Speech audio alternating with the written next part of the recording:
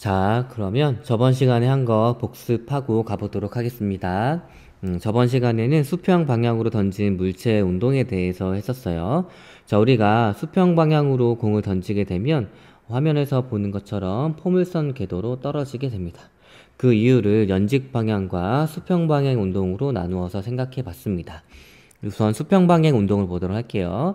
수평 방향 운동을 보게 되면 일정한 속도로 움직이는 것을 알 수 있습니다. 이처럼 물체의 빠르기, 방향이 바뀌지 않는다는 얘기는 뭐냐면 작용하는 힘이 없다는 얘기예요. 내 손을 떠난 공은 이 수평 방향으로는 아무런 힘이 작용하지 않습니다. 그래서 등속 직선 운동을 하는 거예요. 자, 연직 방향을 보게 되면 속도가 일정하게 증가하는 운동을 하죠. 마치 자유낙하 운동과 같습니다. 자, 이런 식으로 속도가 일정하게 빨라지는데 물체의 빠르기가 바뀐다는 얘기는 뭐냐면 작용하는 힘이 있다는 얘기입니다. 여기서의 힘의 정체는 바로 중력이었어요. 이 중력 때문에 속도가 일정하게 빨라지는 등가속도 운동을 합니다.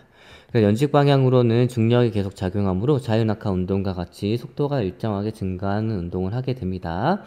특히 이 중력 가속도가 G는 9.8m/s 제곱이기 때문에 1초당 속도가 9.8m/s씩 증가한다는 얘기예요. 됐나요? 자, 수평 방향과 연직 방향의 힘, 속도, 가속도, 운동, 그 다음에 그래프들은 여기 나와 있으니까 한 번씩 보면 될 것 같고.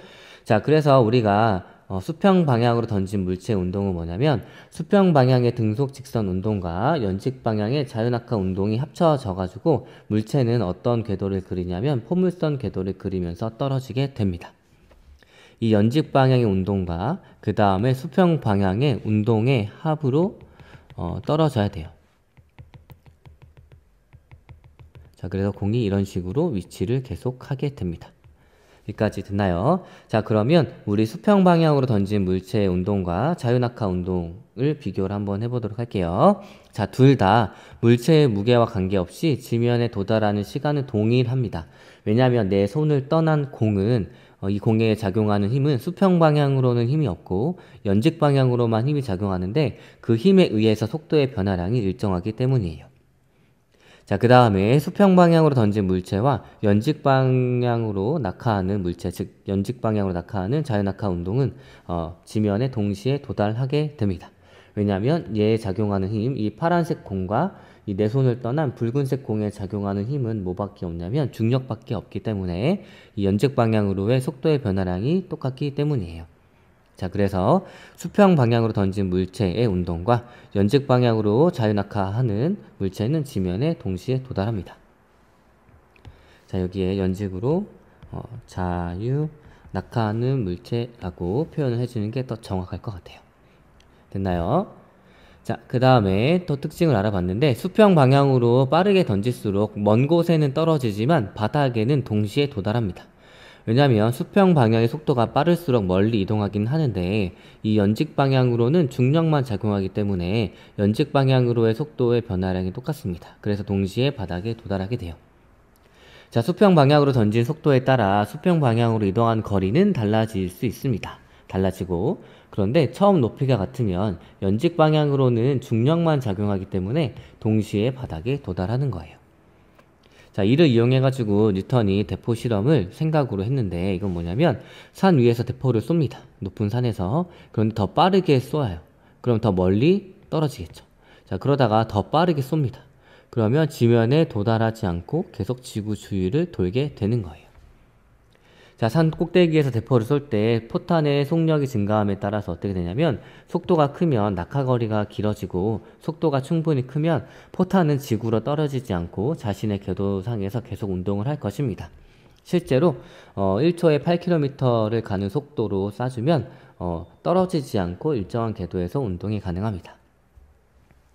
자, 그 다음에 우리가 배웠던 건 뭐냐면 이 중력이 우리 지구 환경과 생명체에 어떤 영향을 미치는가에 대해서 배웠었어요. 자, 중력이 지구 환경에 미치는 영향은 무엇이냐면, 자, 중력에 의해 기권이 형성이 됩니다. 질소, 산소 등으로 이루어진 대기는 지구 중력에 붙잡혀 지표 부근에 모여 대류를 합니다. 이 대류도 마찬가지로 중력 때문에 일어나는 현상인데 온도가 높은 거는 밀도가 낮아가지고 가볍습니다. 그래서 위로 올라가고 온도가 낮은 건 밀도가 높기 때문에 무거워가지고 아래로 내려갑니다. 무거운 게 아래로, 가벼운 게 위로 가는 것도 중력 때문이에요. 그 다음에 비나 눈이 지표로 내리는 것도 마찬가지로 지구 중심 방향으로 눈이랑 빗방울을 잡아당기기 때문입니다. 그 다음 폭포나 물에 의한 지표의 침식, 그 다음에 빙하에 의한 U자 계곡, 그 다음에 달과 지구 중력에 의한 밀물과 썰물, 그 다음에 물의 대류도 있었어요. 자, 이런 예시들은 교과서에 있는 예시들을 중심으로 공부하면 될 것 같아요. 그 다음 중력이 생명체에 미치는 영향. 자, 코끼리와 하마처럼 육상에 살아가는 무거운 동물은 강한 근육과 단단한 골격으로 중력에 적응합니다. 그래가지고 고래 설명했었죠. 자, 고래가 있는데 이 고래는 물속에 살기 때문에 중력의 영향을 적게 받습니다. 그래서 이 고래를 육지로 데리고 오게 되면 중력 때문에 자신의 몸이 지구 중심 방향으로 끌어당겨지는데 이거를 버틸 만한 뭐 근육이나 아니면은 뼈가 그 정도로 버티지 못해요. 그래서 자기 몸에 짓눌려 가지고 숨을 못 쉬어가지고 죽을 수도 있습니다. 자, 그 다음 땅속을 향해 자라는 식물의 뿌리도 중력을 인지해 가지고 자라는 거고, 자, 길이의 높은 혈압. 자, 길이는 다시 그러면 길이는 보게 되면 굉장히 몸이랑 머리랑 높이 차이가 많이 나죠. 여기에 있는 심장이 이 기린의 긴 목을 통과해가지고 이 뇌까지 혈액을 제공해 줘야 됩니다. 그래서 굉장히 큰 압력으로 심장이 짜주는 거예요. 그래서 기린은 높은 혈압을 가지고 있습니다. 자, 운동량과 충격량입니다. 자, 여러분들이 물리 부분에서 많이 어려워하는데 선생님 수업 천천히 잘 들으면서 같이 잘 해보도록 하겠습니다. 자, 일단 운동량과 충격량 배우기 전에 관성에 대해서 먼저 나왔습니다. 자, 관성 많이 들어봤죠? 자, 관성 정의는 무엇이냐면 힘이 작용하지 않을 때 처음에 운동 상태를 유지하려는 성질을 관성이라고 합니다. 처음에 운동 상태를 계속 유지하려는 성질이기 때문에 정지해 있는 물체는 계속 정지해 있고 일정한 속도로 운동하던 물체는 일정한 속도로 계속 운동합니다. 즉 등속 직선 운동을 한다는 얘기예요. 자, 여기 볼게요. F는 MA죠. 그래서 작용하는 힘이 없어요. 그렇죠. F는 MA에서 작용하는 힘이 없습니다. 그러려면 일단은 어떤 물질이건 질량을 다 가지고 있으니까 M이 0일 수는 없고, 그러니까 뭐가 0이어야 되냐면 이 가속도가 0이어야 됩니다. 그래서 물체의 속도 변화가 없는 거예요. 물체의 속도가 없는 게 아니라 속도의 변화량인 이 가속도가 0이란 얘기입니다. 됐나요? 자, 어떤 상황에서 우리가 관성을 느낄 수 있는지 한번 볼게요. 자, 예를 들어서 자전거를 탈 때 페달을 밟지 않아도 자전거는 곧바로 멈추지 않고 얼마 동안 계속 달립니다. 왜냐하면 계속 운동하려던 성질이 있기 때문이에요. 자, 그 다음에 정지해 있던 버스가 갑자기 출발할 때는 순간적으로 몸이 뒤로 쏠리고 달리던 버스가 멈출 때에는 몸이 앞으로 쏠리는데 그 이유를 한번 보도록 할게요. 자, 여기 버스가 있습니다. 이 버스 여기가 앞쪽이고 여기 정지해 있어요. 자, 그러다가 갑자기 출발합니다. 갑자기 출발해요. 자, 그럼 어떻게 되냐면 자, 발은 버스를 따라 오른쪽으로 움직이려고 합니다. 됐나요? 그런데 상체는 정지해 있으려고 해요. 자, 여기 발은 이 버스에 맞닿아 있으니까 이 발은 버스와 같이 오른쪽으로 같이 움직이는데 이 머리는 어떻게 되냐면 이 계속 정지해 있으려고 합니다. 그래서 몸이 어떻게 쏠리냐면 자, 이렇게 갑자기 뒤로 쏠리게 되는 거예요. 상체는 정지해 있으려고 하니까. 됐나요? 자, 그러다가 이제 버스가 갑자기 멈추는 경우를 한번 보도록 하겠습니다. 자, 버스가 잘 가고 있었는데 갑자기 멈춰버립니다. 정지를 딱 했죠. 자, 그러면 어떻게 되냐면 이 발 같은 경우에는 버스를 따라 멈춥니다. 그렇지만 상체는 계속 오른쪽으로 움직이려고 해가지고 몸이 앞으로 쏠리게 되는 거예요. 됐나요? 자, 그래서 여러분들이 이 버스에서는 급출발이랑 급정거가 갑자기 일어날 수 있으니까 손잡이 같은 거 잘 잡고 있어야 돼요. 자, 그리고 관성의 특징 또 알아보도록 하겠습니다. 관성은 어떤 특징이 있냐면 질량이 클수록 관성이 큽니다. 그래서 질량이 크면 자신의 운동 상태를 계속 유지하려는 힘이 크다는 얘기예요. 자, 예를 들어서 질량이 큰 화물선은 항구에 진입할 때 미리 엔진을 끄고 작은 예인선에 끌려 들어옵니다. 왜냐하면 이 질량이 큰 배이기 때문에 이 배가 멈추고 싶지만 자기는 멈췄지만 관성 때문에 이 물 위를 계속 미끄러져 가가지고 이 항구에 부딪힐 수가 있어요. 그래서 먼 바다에서부터 엔진을 끄고 그 다음에 이 질량이 큰 화물선을 완전히 정지하면 여기 앞에 조그만한 예인선이라고 배를 끌고 가는 또 배가 있습니다. 이 조그만한 게 천천히 끌고 오는 거예요. 자, 그 다음에 기차는 관성이 커서 정지 상태에서 속도를 증가시키거나 달리던 상태에서 멈추기가 굉장히 어렵습니다. 그래서 여러분들 건널 때 기차가 바로 멈출 수 없으니까 기차는 원래 속도로 거의 브레이크를 밟아도 그대로 진행을 하게 돼요.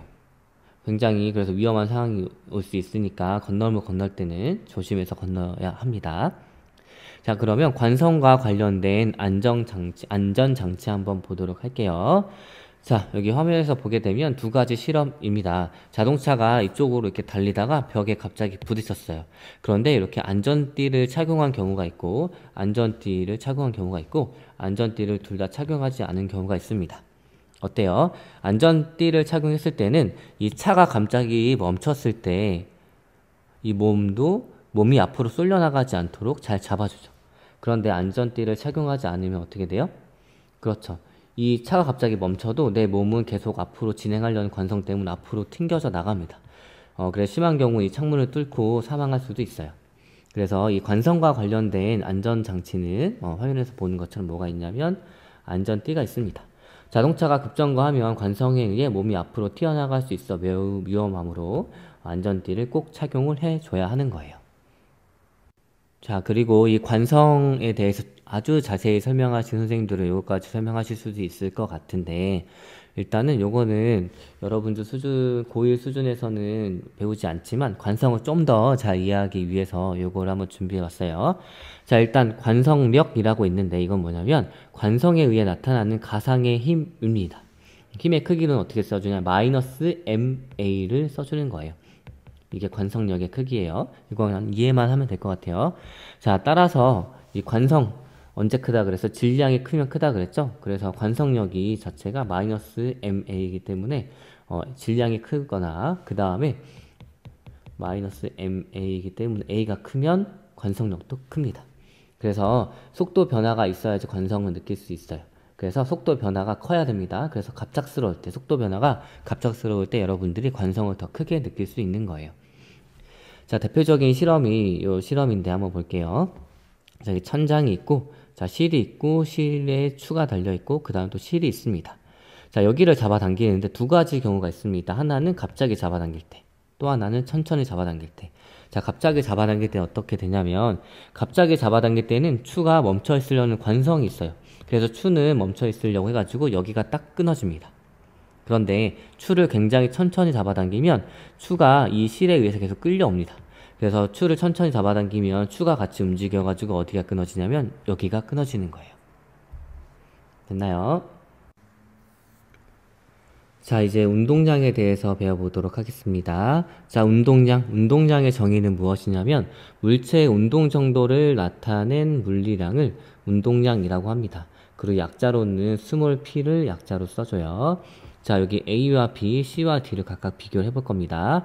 자, A와 B를 한번 비교를 해볼게요. 100kg짜리가 2m/s로 움직이는 경우가 있고, 그 다음 B는 1kg짜리가 2m/s로 움직이는 경우가 있습니다. A와 B 중 누가 더 운동 정도가 클까요?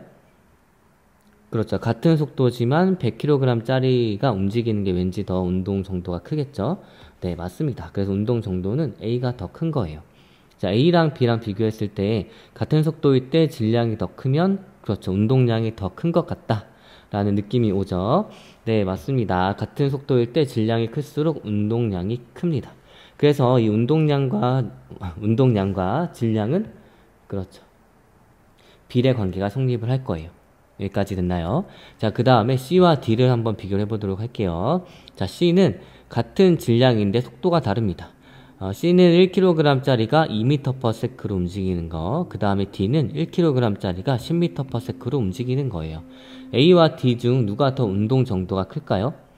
그렇죠. 같은 질량이지만 속도가 더 빠른 D가 더 크겠죠? 됐나요? 자, 이처럼 같은 질량일 때 속도가 클수록 운동량이 큽니다. 그래서 운동량이랑 이 속도량은 비례 관계예요. 자, 얘네 둘을 하나의 식으로 표현해 보면 어떻게 표현할 수 있냐면, 자, P는 질량이랑도 비례해야 되고, 그 다음에 속도랑도 비례해야 됩니다. 자, 그래서 따라서 어떤 식이 성립할 수 있냐면 운동량 P는 질량 곱하기 그 물체의 속도임을 알 수가 있어요. 자, 그래서 P는 질량 곱하기 속도입니다. 얘는 질량이고 그 다음에 얘는 속력이 아니라 속도예요. 방향성이 있다는 얘기겠죠. 자, 그럼 계산을 한번 해보도록 할게요. 자, 운동량의 정의는 그렇죠. 질량 곱하기 속도입니다.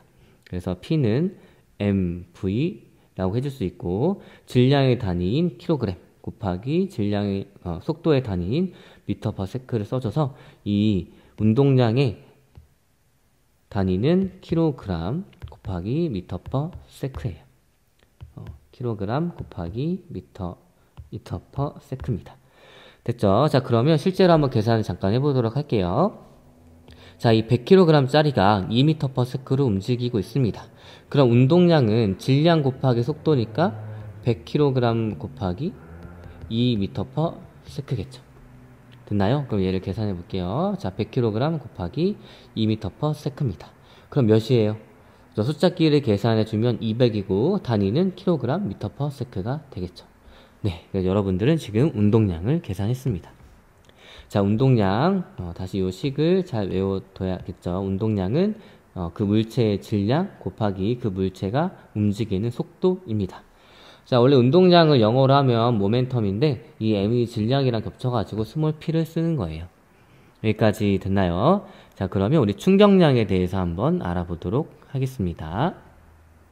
자, 충격량에 대해서 알아볼 건데, 자, 충격량의 정의는 무엇이냐면, 물체가 무언가와 충돌할 때 받은 충격의 정도를 나타내는 물리량입니다. 자, 이제 여러분들이 구분해야 할 단어는 뭐냐면, 충격량, 그 다음에 충돌, 그 다음에 충격. 요 세 개를 꼭 구분해줘야 돼요. 이 충격량은 약자로 대문자 i를 써주는데, 이 임펄스의 약자를 써줍니다. 그러면 우리 두 가지 상황씩 비교를 한번 해보도록 할게요. 자, A가는 경우가 있습니다. 자, A는 정지에 있는 물체 10kg짜리 똑같은 질량을 가진 물체가 있었습니다. 그런데 A의 경우는 10N의 힘으로 1초 동안 작용을 했어요. 이 물체가 어떤 애랑 충돌을 하는데 이 빵 충돌을 한 겁니다. 이게 바로 충돌이에요. 자, 충돌을 하면 영향을 받겠죠. 그 영향을 받는 물리량을 충격량이라고 하는데 A 같은 경우에는 10N의 힘을 1초 동안 받았습니다. 그런데 B 같은 경우에는 똑같은 질량이고 그런데 얘는 1N의 힘을 1초 동안 받았어요. 그러면 이 A와 B 중에 누가 더 물체가 받은 충격의 정도가 클까요? 그렇죠. 이 같은 시간이지만 더 큰 힘을 받은 A가 훨씬 충격의 정도가 크겠죠. 그렇기 때문에 이 A입니다. 그래서 이 물체에 같은 시간 동안 힘이 작용할 때 힘이 클수록 충격량이 큰 겁니다. 그러니까 이 충격량이랑 이 힘의 크기는 비례해요, 반비례해요? 그렇죠. 비례합니다. 그래서 이 I와 F는 비례 관계가 성립이 되는 거예요. 됐나요? 자, 그 다음에 C와 D를 한번 비교해 보도록 하겠습니다. 자, C와 D예요. 자, C는 그렇게 뭐가 다른지 한번 보도록 합시다. 힘의 크기는 똑같아요. 자, 힘의 크기는 10N로 똑같은데 뭐가 다르냐면 힘이 작용한 시간이 다릅니다. 자, 같은 힘으로 짧은 시간 동안, 같은 힘으로 긴 시간 동안 작용을 했어요. 그러면 C와 D 중에 누가 더 물체가 받은 충격의 정도가 클까요? 그렇죠. 같은 힘이지만 오랜 시간 동안 받은 애가 훨씬 더 충격의 정도가 클 겁니다. 그래서 D가 더 큰 거예요. 자, 그래서 물체에 같은 크기의 힘이 작용할 때 힘이 작용하는 시간이 길수록 충격량이 큽니다. 그러니까 이 충격량과 힘은 비례관계예요? 반비례관계예요? 그렇죠. 비례관계예요. 됐나요? 그래서 얘를 한 번에 써주면 이 충격량 I는 F랑도 비례해야 되고 시간이랑도 비례해야 합니다. 그래서 이런 식이 성립하는 거예요.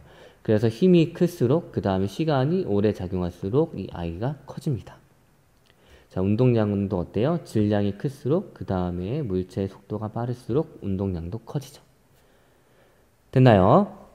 자, 그래서 우리는 어떤 식을 도출해 낼 수 있냐면 충격량은 힘 곱하기 힘이 가해진 시간이라고 얘기를 해 줄 수 있습니다. 그래서 I는 F 곱하기 T라고 표현해 줄 수 있어요. 그래서 단위는 뭐가 되냐면 힘의 단위인 뉴턴, 그 다음에 시간의 단위인 초가 됩니다. 그래서 뉴턴 곱하기 S예요. 여기까지 됐나요? 자, 그러면 요 힘을 이제 뭐라고 하는지 보도록 할게요. 선생님이 충돌, 그 다음에 충격량을 구분해야 된다고 했죠. 자, 물체가 충돌할 때, 물체가 어떤 거에 의해서 충돌을 당할 때, 혹은 충돌할 때, 물체는 충격량을 받는데, 이 충격량은 힘 곱하기 힘이 가해진 시간으로 구할 수 있습니다. 그래서 물체가 충돌할 때 받는 충격량은 이 힘인데, 힘 곱하기 힘이 가해진 시간인데 힘을 뭐라 그러냐면 이 바로 충격이라고 해요. 혹은 충격력이라고도 합니다. 충격량이랑 충격 혹은 충격력은 다른 거예요. 자, 그 다음에 힘이 가해진 시간을 또 뭐라고 표현해 줄 수 있냐면 충격을 받은 시간이라고 표현해 줄 수 있습니다. 그러면 예시를 한번 보도록 할게요. 자, 어떤 물체가 있었는데 충돌을 했습니다. 근데 그 충돌할 때 어떤 힘을 받았냐면 10N의 힘을 몇 초 동안? 1초 동안 받았어요. 그러면 I는 F 곱하기 T니까 자, 우리가 이 물체가 받은 충격량을 구할 때는 힘의 크기를 먼저 알아야겠죠? 자, 힘이 몇 뉴턴이에요? 그렇죠. 10N입니다. 그 다음 몇 초 동안 받았어요? 그렇죠. 1초 동안 받았어요. 그래서 물체가 받은 충격량의 크기는 10 곱하기 뉴턴 곱하기 S입니다. 됐나요? 자, 그래서 이거를 써야겠네. 자, 볼게요. 자, 그래서 충격량의 크기는 힘 곱하기 힘이 가해진 시간이니까 10N 곱하기 1초 해가지고 10 곱하기 뉴턴 곱하기 S가 바로 이 경우에서 물체가 받은 충격량의 크기예요. 됐나요?